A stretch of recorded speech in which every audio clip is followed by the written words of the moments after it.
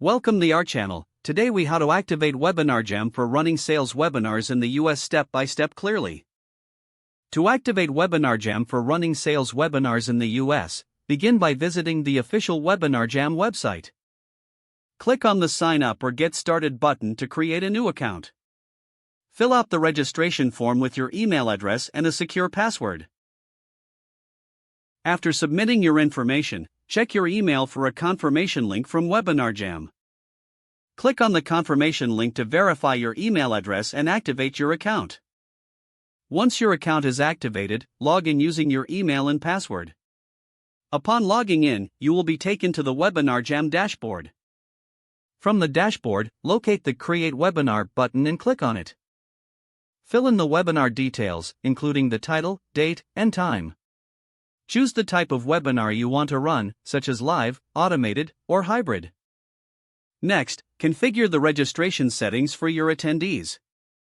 Decide whether you want to enable special features like chat, polls, or Q&A. Set up the payment options if you plan to charge for your webinar. Review your webinar settings and click Save to proceed. You will then be guided to customize your webinar room. Add branding elements like your logo and theme colors to create a professional look. Once you are satisfied with your customization, save your changes.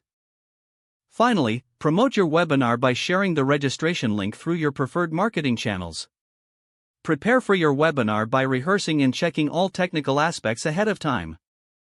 On the day of your webinar, log into WebinarJam approximately 30 minutes early to ensure everything is set up correctly. If the page does not load, refresh the browser or try again in a private or incognito window. Make sure you are using the correct email address, then retype it carefully to avoid small typos.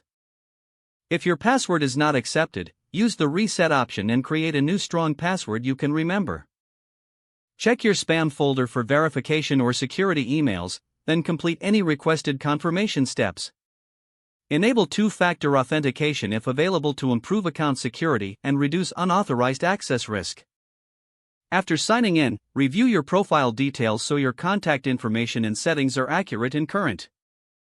If you see an error message, note it down and try again after restarting your device and internet connection.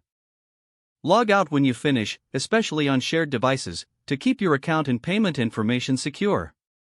Don't forget to like this video and subscribe to our channel for more step-by-step tech guides.